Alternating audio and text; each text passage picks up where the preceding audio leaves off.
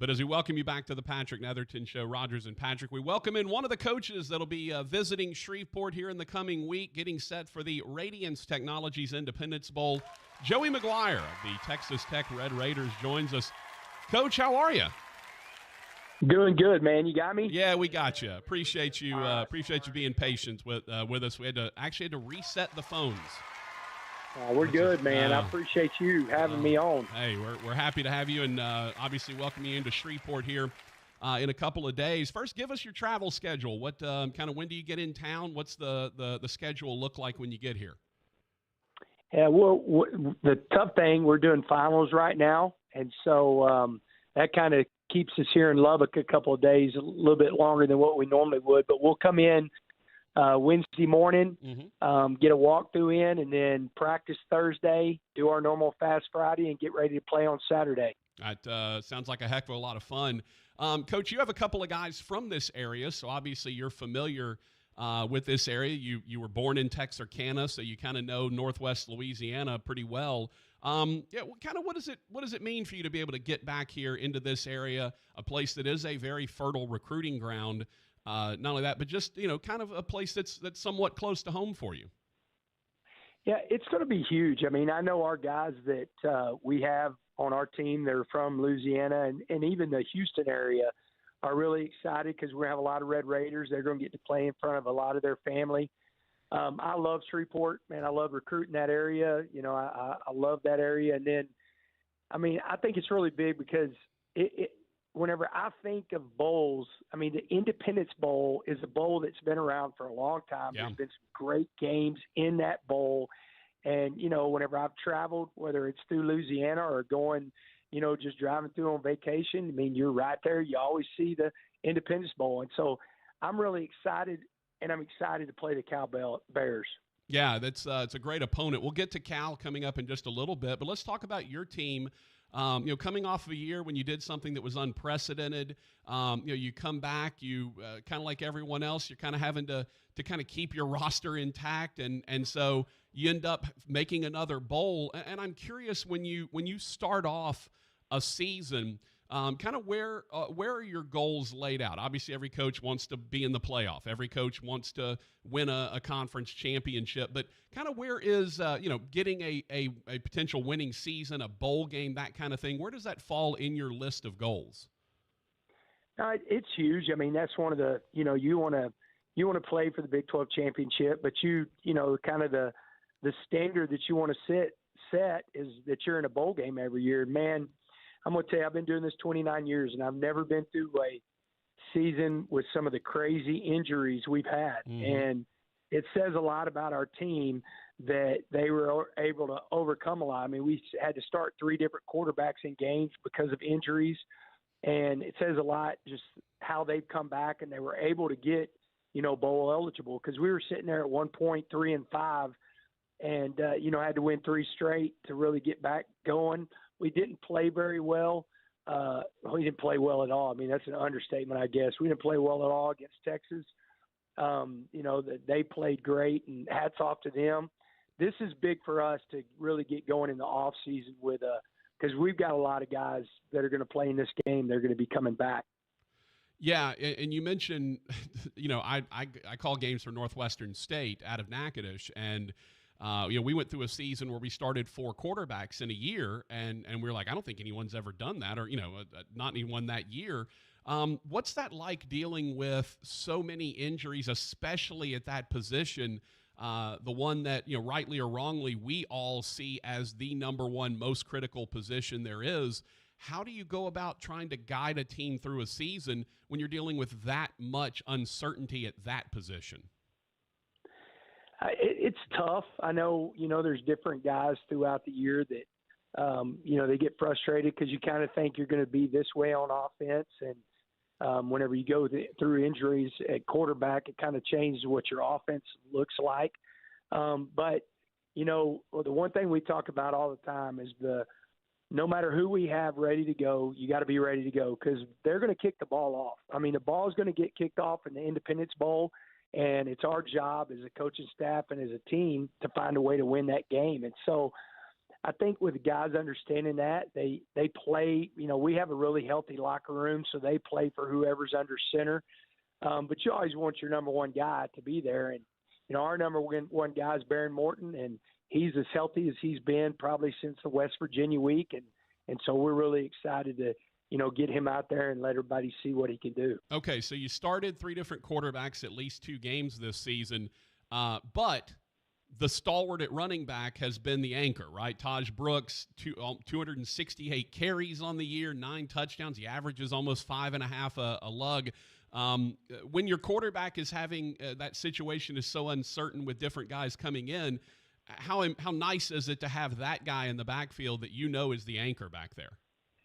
Yeah, Taj has been huge. I think he's the one that kind of, honestly should be the season MVP of just he was able to steady us, whenever we were going through those injuries. I mean, I think he leads the nation in created missed tackles. I mean, he's number 3 in the nation in rushing yards. And, he's excited. He can move up in our record books of, for a single season and for all-time leading rusher. And so, he's really excited to play the game. But it's huge. I mean, having him, he's one of the main reasons we played really good defense in our 3-game winning streak, and he rushed the football at a high level. And so that really got us in a good situation to where we could be able to play in this bowl. Yeah, it's it's nice. And look, I'll be honest with you, it's kind of fun and a little bit old school, right? I mean, it's to have a guy that's out there toting it 260 times.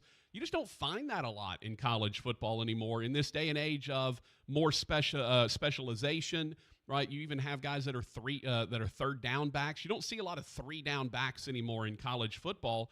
I guess for you, being a guy that's been around the game as long as you have, high school ranks and on up, it's got to be kind of fun to see a guy that's a little bit old school in that regard. Yeah, it is, and you said it perfectly. He is a 3-down back. I mean, he's got great hands out of the backfield. He's one of the most physical running backs I've ever been around when it comes to blitz pickup.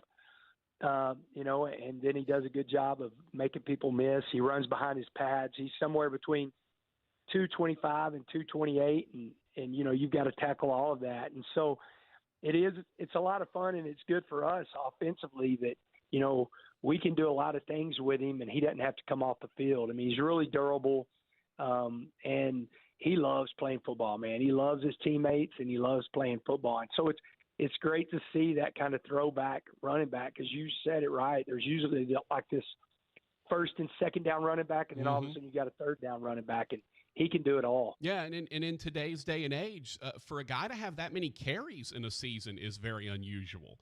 You see 3 backs that split 300 carries, and that's kind of how it seems to work. To have a guy have that sort of workload and be able to handle it, right? Because this is not even in high school, you don't necessarily see the backs anymore that run it 40 times in a game like you used to see, back when I was a kid and you were back in coaching. You had a workhorse back there. You'd hand it to him 40 times and he'd go and get it done for you. So to see a guy have that number of carries, I'll be honest with you, I enjoy it. Right? And I mean, I like seeing it. I think it's really cool to see a back like that is a big kid, durable, but also willing to go out there and be that workhorse that you need. Yeah, I'll tell you, he'll be the first one to tell you this. I could probably give it to him more, and we'll be even better. I mean, he really does. I mean, at the end of the day, what's great about Taj is all he wants to do is win. I mean, he is a great teammate, so he just wants to win ever how we do it. But he's one of those guys. I mean, we're in the Kansas game. I think he carried the ball 33 times, and if he needed to carry it 40 for us to win the game, he would have done it. He just is that kind of guy. And I think one thing with him, he's like some of those old school backs. The more you give it to him, the better rhythm he gets into. He just becomes kind of a guy that, wants the ball more and more. And at the end of the day, if we would have known that this is kind of the direction we were going to, we'd probably win 2 more games. Because, early in the season, we didn't think that we were going to have these kind of injuries. And, if you could have at least seen what the offense was going to morph into, you probably win 2 more games just by giving him the ball another 10 times each game. Yeah, and by the way, with even just a kind of a decent performance in the bowl game, he will move into the top 5 in single season rushing in Texas Tech history, which is pretty cool. Talking to Joey McGuire, the head coach of the Red Raiders, coming into the Independence Bowl a week from Saturday. Coach, tell us defensively what we're going to see when the Red Raiders get out there. Well, we're as healthy now. We have one guy that's not playing. It's kind of been one of our bookends, Jalen Hutchins, who's one of our defensive linemen. He's not playing in the game. He got banged up against Central Florida and will not be back. But other than that, we're very multiple. We play a lot of guys. We usually play 18 to 22 guys on defense. And our middle linebacker did not play against Texas. He missed most of the season early in the season and then came back, played 3 games. We went on a 3-game winning streak with him, and then he'll be back in the bowl game, Jacob Rodriguez. And so you're going to see a defense that, I think we're really multiple. We're a high-pressure defense, and we're going to try to get after it. And we got to stop the run, because the great thing about that crowd and the people that are watching on TV, you're going to see 2 of the best backs in the country go head-to-head against each other. Yeah, we'll get to that in a moment. You mentioned defensively, and just reading through your notes, you have a productive set of defensive tackles inside, where a lot of times you'll see defensive tackles that are good, but they're kind of space eaters, right? They take 2 guys so that someone else can go make the tackle. Jalen Hutchins and Tony Bradford Jr. have combined to put up just incredible numbers for a couple of guys that are playing on the inside of a defensive line. Yeah, they're really active guys. I mean, they're very physical. I mean, they've played a lot of football too. I mean, 115 games combined. Yeah. So if you look at that, I mean, they have a lot of experience, and we call Tony Bradford Jr. the mayor. Man, he has loved his time at Texas Tech. He's won multiple awards for, like he did a turkey drive, Tony's Turkeys, and gave away 200 turkeys for Thanksgiving, with his NIL money. And awesome. So, I mean, it's just those type of guys. But, man, they love playing, and they've played together for a long time. And they're very physical inside, and they're going to have to be. Yeah, 12.5 tackles for loss and 7.5 sacks this year for that duo. Again, you don't see defensive tackles that are 5th and 6th on the squad in tackles. You just don't see that. I mean, that 110 tackles between them. That's just not something you see very often. Coach, let's talk about Cal now, because you mentioned this is really a fun matchup. It's to me, your teams seem very similar to each other, and you can correct me if I'm wrong there. But Jay Knott from Cal coming in, averaging 114 yards rushing per game. Taj Brooks, your guy, coming in, averaging over 120 a game. Tell me about sort of the similarities and the differences between you guys and Cal. Well, very similar. And not only just very similar in the type of teams, but schematically. My defensive coordinator and my secondary coach, Jim DeRuiter and Marcel Yates, coached at Cal. And, and he was the defensive coordinator there. And so defensively, we're very similar in what we're going to do. And then offensively, I think they would probably say the same thing. They've been through some quarterbacks, and probably wanted to throw the ball a little bit more than what they have. But the thing with them is they've been able to run the football, and he does such a good job. And he's got great speed. He's a guy that, you've got to do a good job of maintaining your gaps, because if you leave an open gap, he's going to hit the open field, and he's got really good speed. And so 2 teams that are very similar, not just, with the records and how the season's gone, but schematically very similar. In today's age of transfer portal, and obviously news already been made with the portal with your team and one of your quarterbacks, but in today's day and age of the transfer portal, tell me what it's like for you navigating that, because, cool thing in your notes about the number of high school coaches that are on your staff, including yourself, had such a great career at Cedar Hill there in the Dallas area. Tell me about navigating the land of the transfer portal. And as I keep reminding everyone, it's not the portal that's the issue. It's the free transfer year that ends up being the issue. The portal is just a spreadsheet of everybody's names. It's the fact that they can all leave and transfer and go without penalty. Where do you kind of stand on the portal and trying to navigate that as you create and maintain a roster?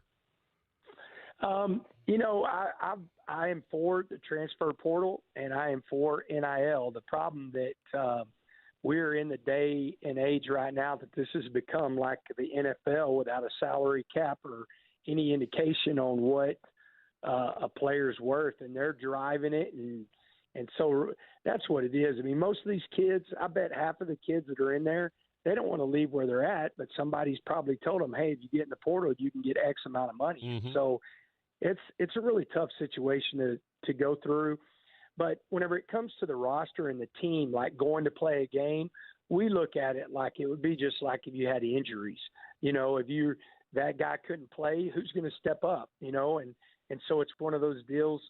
You know, we've had 2 practices this week. We had a couple practices last week with our young guys, but our 2 practices this week, and today's a day off, and then we'll practice tomorrow. And they've been great practices because we got some guys that probably have not played as much as what they're going to play in the bowl game. And so they're excited. They've got an opportunity to go play. And so we look at it that way. I mean, you know, we're in the middle of official visits. We're in the middle of looking at the transfer portal to see how it can help our team. You know, but you kind of got to look at it that way when you're talking about going to play a game. It's just like somebody got hurt and they're not available. Yeah, and one other guy I want to highlight a little bit is someone that certainly can make a difference, Dre McCray in the special teams. You know, tell me about kind of the special teams emphasis. You know, you come in with a punt return touchdown, a kickoff return touchdown. It seems like that's a big emphasis for you guys. Yeah, I think we're really good. Now, we didn't play very well against Texas, but we were really good up until that point. One of the best teams, I think, in the nation, special teams-wise, overall. I think we have the best punter in the nation. He was the Big 12 Special Teams Player of the Year in Austin McNamara. He was a Ray Guy semifinalist, and, you know, I'm biased, but I think he's the best punter in the country, and his stats prove it.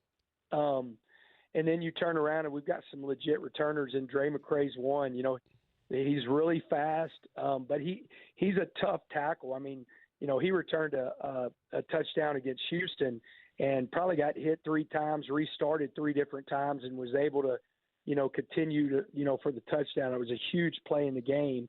And so that's one thing, you know, we really pride ourselves. Our running back coach is our special teams coordinator, Kenny Perry, and, you know, we've played at a high level, and we're going to have to do it again because that's one thing. Like kickoff coverage, Cal is really good at the kickoff coverage, that unit. And so it's going to be a big part of the game. Finally, Coach, just the bowl experience itself, right? Everyone talks about after they come to the Independence Bowl, the hospitality and how great it is. And that's one of the things this bowl prides itself on is its hospitality, its ability to make teams comfortable and have a great time.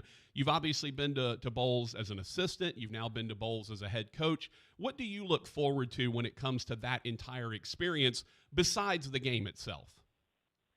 Well, I love that our guys are going to get any experience. I mean, we're going to have plenty of guys that have never been to Shreveport. And, you know, we got a bunch of young guys that have never been in a bowl game. And, you know, my advanced crew, my football ops guy, my chief of staff, they all went out there, you know, this week to, you know, get everything lined up of us coming in. And that's the one thing they kept saying, like, Coach, it's just the people are so nice. They're so excited about the bowl game. You know, and that's one thing they're going to feel from us, our appreciation, our gratitude. And I just think it makes that experience for the players, you know, and the staff that's that much more enjoyable. Well, I will say this, Coach. I'm about the size of I would say a freshman or sophomore offensive lineman. I run about 6'4", 285 or so. If you need any advice, by the way, Jeff Haxton, who does your men's basketball broadcast and is an old friend of mine, has already hit me up for all of the travel party. Like, hey, give me all the list of restaurants in Shreveport. So if you need any advice, just let me know. I'll be happy to help you out, Coach. Like I say all the time, if you want to know where good food is, ask a fat guy. Chances are they probably know. No, I love that, man. Thank you very much. Hey, Coach, thanks for being patient with us while we got the phone reset. We really do appreciate it. Can't wait to welcome you guys into to Shreveport. And by the way, when you're down on the sidelines, you'll hear my voice booming. I do the PA for the game. So I hope for your sake that I'm throwing it down to the post-game celebration with the Texas Tech coaches. Yes, sir. Thank you. All right. Joey McGuire, head coach for the Texas Tech Red Raiders.